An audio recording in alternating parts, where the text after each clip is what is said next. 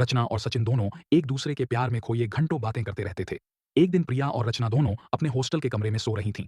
तभी रचना के मोबाइल की घंटी बजी। दूसरी तरफ से रचना की मां शांति जी की घबराई आवाज सुनकर रचना डर गई। बेटी, तू जल्दी से घर आ जा।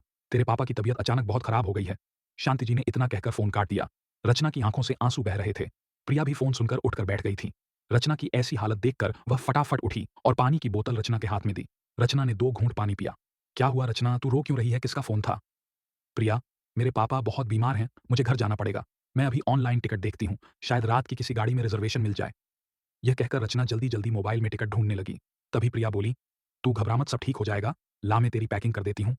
प्रिया पैकिंग में लग गई। रचना को तत्काल में एक टिकट मिल गई। 2 घंटे बाद की ट्रेन थी। वो सुबह 7 बजे तक कानपुर उतारने वाली थी। रचना ने फटाफट सचिन को फ़ोन मिलाया, लेकिन उसका फ़ोन स्विच ऑफ आ रहा था। इसे भी आज ही फ़ोन स्विच ऑफ करना था। "अरे तू छोड़ उसे, मैं बता दूँगी। चल, जल्दी से कैब बुक कर ले। मैं कैंटीन से कुछ खाने के लिए पैक करवा कर लाती हूँ, रात को खा लेना।" रचना ने प्रिया को गले लगा लिया। "थैंक्स। यार, तू नहीं होती तो पता नहीं क्या होता। मैं तो बहुत नर्वस हो रही हूँ। पता नहीं पापा को क्या हो गया। माँ भी ना कुछ ढंग से बताया भी नहीं।" "अरे तू चिंता मत कर, सब ठीक हो जाएगा। ज़्यादा मत सोच। और हाँ, घर पहुँचकर मुझे फ़ोन कर दियो। मैं सुबह सचिन को सब बता दूँगी। बस तू एक बात याद रखना, ऐसे हालात में अपने घरवालों को सचिन के बारे में कुछ मत बताना।" "हाँ, ठीक है।" प्रिया जल्दी से कैंटीन की ओर चल दी। वहाँ से उसने कुछ खाना पैक करवाया और रूम में आकर रचना के बैग में रख दिया। इसी बीच रचना हॉस्टल की वार्डन से परमिशन लेकर आ गई। दोनों बैग और सूटकेस लेकर हॉस्टल के गेट पर आ गईं। कुछ ही देर में कैब आ गई। प्रिया से विदा लेकर रचना कैब से नई दिल्ली रेलवे स्टेशन पहुंच गई। समय पर वह ट्रेन में चढ़ गई। रात भर उसे नींद नहीं आई। घबराहट में उसे कभी पापा की याद आती, कभी सचिन की। रचना सचिन से बात करना चाह रही थी, लेकिन अब उसकी हिम्मत नहीं पड़ रही थी। किसी तरह रात कटी सुबह वह कानपुर पहुंच गई। वहां से बस लेकर वह अपने गांव पहुंच गई। घर पहुंचते ही रचना ने देखा उसके पापा बिस्तर पर लेटे हुए हैं और माँ उनके पैरों के पास बैठी थी। घर में 1-2 पड़ोस की औरतें और आदमी भी बैठे थे। रचना ने मम्मी के कंधे पर हाथ रखा। शांति जी ने रचना को देखा। उन्होंने उसे चुप रहने के लिए कहा और उसे बाहर चलने के लिए इशारा किया। बाहर आकर शांति जी ने रचना को गले से लगा लिया। रचना ने अपनी मम्मी को कस के जकड़ लिया। जब दोनों अलग हुईं तो उसने देखा क्या यही उसकी मम्मी थीं, हमेशा उत्साह से भरी रहने वाली। आज उनका चेहरा बिल्कुल मुरझाया हुआ था। आंखें नम थीं। आंखों के नीचे गहरे काले गड्ढे थे। ऐसा लगता है पता नहीं कितनी रातों से सोई नहीं है। बहुत कमजोर लग रही थीं। रचना को लगा जैसे उसके पापा नहीं, उसकी मम्मी बीमार हैं। रचना अपने आप को रोक नहीं पाई। वह रोने लगी। शांति जी की आंखों में आंसू थे। वे अपने हाथों से रचना के आंसू पोंछ रही थीं। "बेटी, तू चिंता मत कर, सब ठीक हो जाएगा।" कुछ देर में रचना सामान्य हुई तो उसने शांति जी से पूछा, "मम्मी, आपने फ़ोन पर कुछ बताया नहीं? अचानक पापा को क्या हो गया?" "बेटा, तेरे पापा स्कूल गए थे, वहीं बेहोश हो गए। स्कूल वाले इन्हें हॉस्पिटल ले गए। वहाँ पता लगा इन्हें हार्ट अटैक आया है।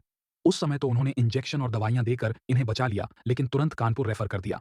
हम इन्हें कानपुर ले गए, वहाँ पता लगा कि इनके हार्ट में ब्लॉकेज है।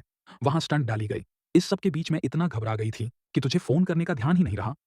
रचना यह सुनकर आश्चर्य से बोली, "ये क्या कह रही हो मम्मी? ये सब कब हुआ था? पापा घर कब आए?" "बेटी, इस बात को 1 सप्ताह हो गया। मैं कल ही तेरे पापा को छुट्टी मिली है। मैं अपना फ़ोन घर पर ही भूल गई थी। घर में आ नहीं पाई। कल हम आए तब मैंने तुझे फ़ोन किया।" रचना को अपनी मम्मी पर बहुत गुस्सा आ रहा था। वह कमरे में जाने लगी तो उसकी मम्मी ने कहा, "बेटा, अभी तेरे पापा दवा खाकर सोए हैं, 3-4 घंटे बाद उठेंगे। डॉक्टर ने कहा है, वे जितना आराम करेंगे उतनी जल्दी ठीक हो जाएँगे। तुझे देखेंगे तो घबरा जाएँगे। कल भी मना कर रहे थे, कह रहे थे, रचना को क्यों परेशान कर रही हैं? मैं ठीक तो हूँ?" रचना वहीं खड़ी रह गई। अभी उसे मम्मी पर गुस्सा आ रहा था, लेकिन फिर उसने सोचा कि मम्मी ये सब अकेले झेला है।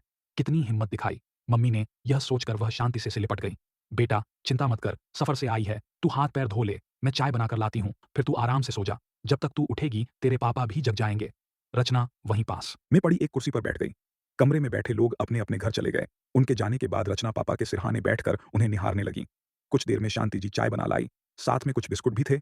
रचना के सिर में दर्द हो रहा था। चाय के साथ बिस्कुट खाकर उसे बहुत राहत मिली। वह रात से भूखी भी थी। शांति जी भी अपना चाय का कप लेकर उसके पास आकर बैठ गईं। "मम्मी, आप अपना भी ध्यान रखो। कितनी कमज़ोर लग रही हो।" "क्या करूँ बेटी, कुछ खाने का मन ही नहीं करता। हॉस्पिटल में भी आस-पड़ोस के लोग खाना पहुँचा आते थे, लेकिन मेरे से खाया नहीं जाता था। अब घर में अकेले कुछ बनाने का मन नहीं करता। बस तेरे पापा के लिए खिचड़ी या दलिया वगैरह बनाती हूँ, वही बचा हुआ खा लेती हूँ।" रचना को अपनी मम्मी पर बहुत तरस आ रहा था। "अब तुम चिंता मत करो, मैं आ गई हूँ। खाना मैं बना लूँगी।" शांति जी के चेहरे एक फीकी-सी मुस्कुराहट आई और चली गई। कुछ देर बाद रचना दूसरे कमरे में सोने चली गई। रचना के जाने के बाद जब अगले दिन प्रिया कॉलेज पहुंची, तो सचिन ने उसे रोककर रचना के बारे में पूछा। "प्रिया, रचना कहाँ है और उसका फ़ोन क्यों स्विच ऑफ आ रहा है?" प्रिया ने उसे सारी बात बता दी। "ओहो! कल मेरे फ़ोन की बैटरी खत्म हो गई थी। प्लीज़ अगर रचना से बात हो तो मुझे बता देना।" सचिन बहुत परेशान हो गया। शाम को उसने रचना को फिर से फ़ोन मिलाया। "रचना, कैसी हो तुम? और तुम्हारे पापा कैसे हैं? मुझे तो बहुत चिंता हो रही थी। तुम्हारा फ़ोन भी स्विच ऑफ था। मैं वहाँ आ जाऊँ क्या?" एक ही सांस में सचिन ने सारे सवाल पूछ डाले।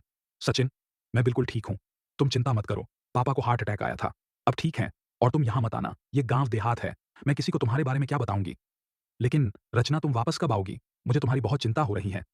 सचिन, अभी तो मैं नहीं आ सकती क्योंकि मम्मी-पापा की देखभाल कर रही हैं। ऐसे में उनकी हालत भी ठीक नहीं है। न ढंग से खाती हैं, न पीती हैं। मुझे पापा के साथ-साथ उनका भी ख़्याल रखना होगा। लेकिन तुम्हारी पढ़ाई का क्या होगा? रचना को कुछ समझ नहीं आ रहा था। उसने कहा, सचिन, अभी कुछ कह नहीं सकती, बाद में देखा जाएगा। यह कहकर रचना ने फ़ोन काट दिया क्योंकि उसकी मम्मी बुला रही थीं। दीनानाथ जी जग चुके थे। रचना को देखकर वे बहुत खुश थे। शांति, तुमने बेकार इसे परेशान किया, अब तो सब ठीक हो गया था। रचना अपने पापा के गले लग गई। पापा, आपको इस हाल में देखकर मुझे कितनी तकलीफ हुई है। मम्मी को पहले ही मुझे खबर करनी चाहिए थी। सब कुछ अकेले ही सँभालती रहीं। तभी शांति जी कमरे में आई। अच्छा, आते ही पापा से मम्मी की शिकायत शुरू कर दी? यह सुनकर दोनों हँस पड़े। उन्हें देखकर शांति जी भी हँस पड़ी। देखा, मेरी बेटी के आने से तुम्हारे चेहरे पर मुस्कान तो आई, वरना सारे दिन उदास बैठी रहती थीं। अब मैं जल्दी अच्छा हो जाऊँगा। दीनानाथ जी ने शांति जी की ओर देखते हुए कहा। प्रिया हर दिन रचना को फ़ोन करके उसका और उसके पापा का हाल-चाल पूछती थी। एक दिन प्रिया ने बताया कि सचिन कई दिन से कॉलेज नहीं आ रहा। जब प्रिया ने फ़ोन किया तो बोला, रचना के बगैर मन नहीं लग रहा, इसलिए वह अब तभी कॉलेज आएगा जब रचना आ जाएगी।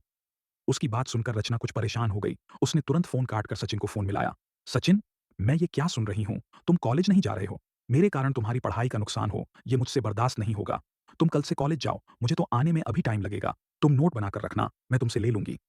नहीं रचना, मुझे तुम्हारी याद आती है कॉलेज में। अच्छा नहीं लगता मैं नहीं जा रहा कॉलेज? बस एक बार मुझे अपने गाँव आने दो। तुम्हें देखे बगैर मेरा मन उदास रहता है। रचना ने हँसते हुए कहा, अरे साहब, मैं कहाँ भागी जा रही हूँ? देवदास मत बनो, कॉलेज जाओ, पढ़ाई करो।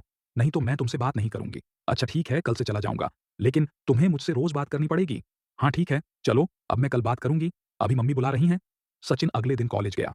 उसने किसी तरह कॉलेज में कुछ लेक्चर अटेंड किए और फिर घर आ गया।